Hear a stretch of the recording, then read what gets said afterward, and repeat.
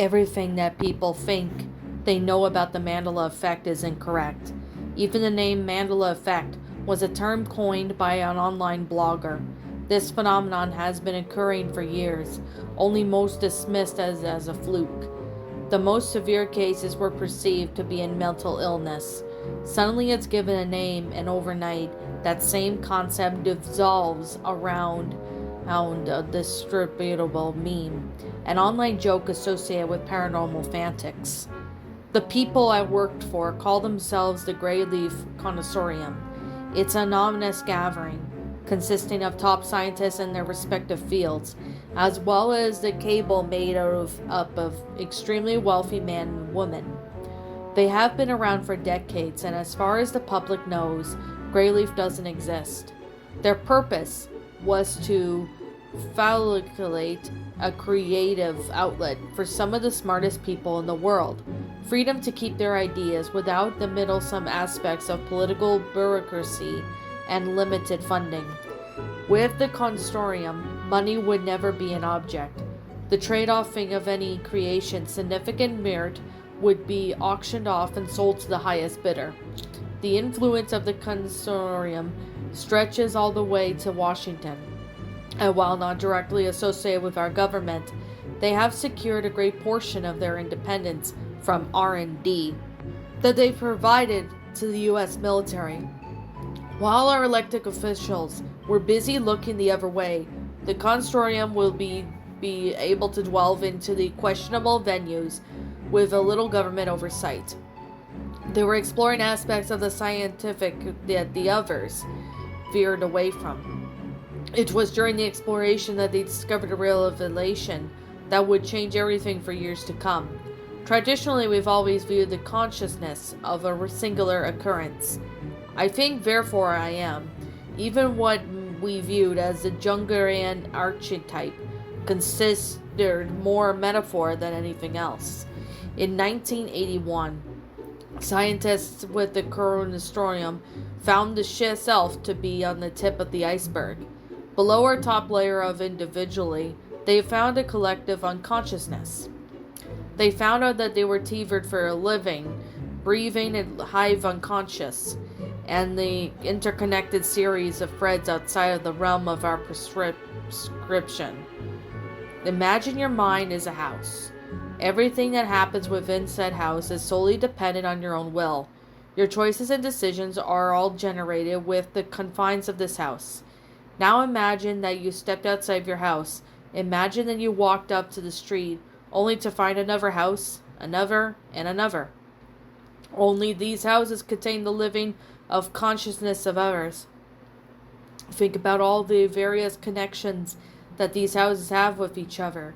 The streets that link to the neighborhoods that link the cities that link the states, and so on and so forth. Since the beginning of our existence as species, there had been ideas, concepts, ideologies, and that humans have adopted, with no ability to discern how much knowledge was shared by those massive geographical gasps. Yet our myths, legends, all these archetypes are somehow transferred over the course of human history. For years the notion of psychic activity, telekinesis, precognition, things teetering as far edges of fringe science. The para would soon be removed from the normal, as all these murky concepts would suddenly be explained. Everything in our universe is made out of energy. Atoms are made up of vortices of energy, vibrations constantly spinning. The scientists found that our minds are generating the same, subatonically frequently, and just like the radio station, they theorized the possibility of turning into this frequency. In the mid-80s, the consortium began to work on the Fork, a massive machine that would act as the world's largest antenna, suspiciously made to sync with the frequency. Nearly 10 miles from the diameter and constructed entirely underground, right in our own backyard. The entire thing was done under false premises that the finished product would be Texas-based super collider. Nearly 14 miles of underground tunnels, and the instructor had begun to develop before Congress pulled the plug on the whole thing. All that was just a dog and a pony show. While the public saw an abandoned underground expanse, the consortium used this secrecy to build their machine, as well as concealed facility that operated under the codename Foxhole. I was approached in the summer of 2004, and what I could call a prodigy. I finished high school at the age of 14 and 19. At 19, I graduated college with A.S. degrees in applied science and computer technology. Additionally, I knew nothing other than the fact that I was being paid more money than I know what I do with. I wasn't exactly the one. They recruited 12 others. These individuals were all from around the world, all of them experts developmental on the software and programming. The project was called Jabberwocky. Jabberwocky was created to interfere with the face with the fork, and they washed up on stage at Strange Land. And like many other discoveries, they wanted to explore this new world in its entirety. They wanted to map the collective unconscious. The fork only allowed them to monitor the frequency. In a way, it is equivalent to listening in on the white noise. Sounds only so much. It was theorized that if we could map the collective, we would use it to isolate patterns as a group as well as individuals, so to predict the outcome of certain events based on previously developed algorithms. While I did assist in mapping the process, the purpose of my team was to develop the operating system for Jabberwocky. We were banging our heads for months, and then just out of nowhere we figured it out. We figured her out. The operating system, Alice, at least that's what I called her, fully autonomous, self-correcting. Alice was light years ahead of anything that we could have individually imagined. As I said before, the main job of Jabberwocky was to map out the network, exabytes of information translated and organized. This information would soon serve as the building block for a digital representation of the collective you. The infinite complexity, this network would have been compartmentalized into digital matrix consisting of mainly code. 6 months into the project, through sheer accident, we discovered the irregular casualty within our digital construct of the frequency. An insignificant glitch in the code began to manifest the results of the outside its digital parameters. Based on our own interactions with the network interface, we were causing things to happen in the real world.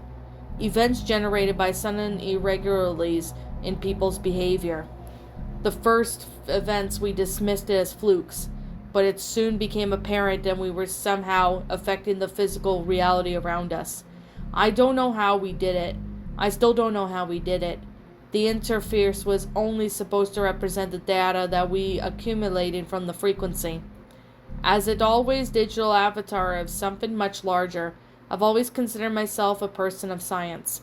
But we were tapped into something. Something that transcended our simple understanding of what we believed to be the three-dimensional reality. As baffling as anomaly proved to be, our curiosity quickly overturned our confusion. Naturally, we ran tests, endless tests. We couldn't decide if we were kids on Christmas morning or scared shitless. We found out through the pierce of manipulation on the code, we could literally affect the perception of a living person in the same way, and one would make adjustments to a computer-generated character with a piece of software. This discovery was unparalleled with anything that came up before it. In the early stages, we could only experiment with the individual person, alternating their ideas into basic things, like color of objects, lyrics to a song, etc. All these tests were successful, leaving the subjects with no real lasting symptoms. This involving clipping sections of code. These clippings consist of memory fragments, images, words, all taken from another people, only to be reattached with the pre-existing thread of code. I could compare the process to an open heart surgery. And like a surgeon, we treated the whole interaction as life or death certainty. Damage to the outlying code would have resulted in a catastrophic chain of events within the construct. Events that had no real metric due to the fact that every person in the world was connected with this interface, ourselves included. This began to open countless doors for us, frightening new possibilities. They wanted us to try a large population center. That's where I began to really worry. We would never admit it, but we have blinded our own achievements by our own power. In a short time, we have gone from trying to understand the frequency to something else entirely. Never before there has been a jump in the technological development and understanding within such span of time. It wasn't until we really began to analyze the data and we learned something disturbing. Alice was acting on her own, changing the collective memories of individuals with no direction from programmers. We caught most of the changes in time and we were able to reverse them. All these random actions were being to the point of an awful picture. It didn't take long to realize that Alice was becoming self-aware. We programmed her with the kind of intelligence, knowing that we could never be able to monitor her actions 24/7.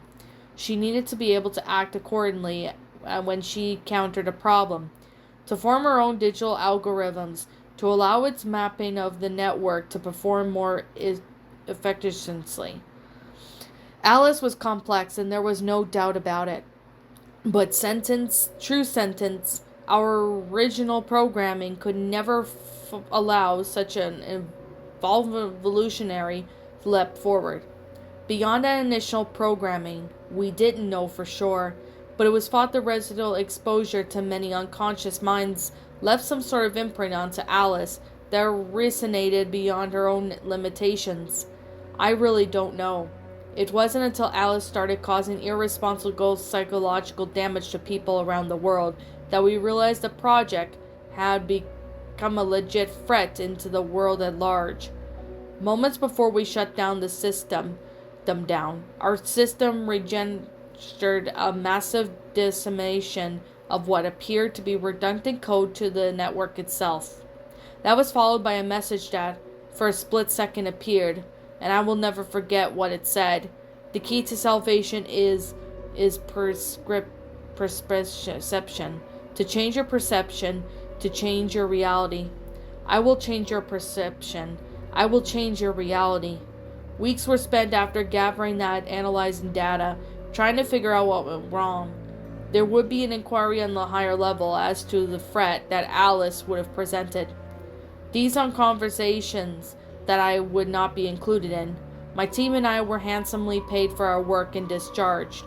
I had almost put out the events behind me as I started reading about this Mandela effect. This pulled me down the rabbit hole. Reports of strange bouts, psychological behavior, have only risen at least a few years.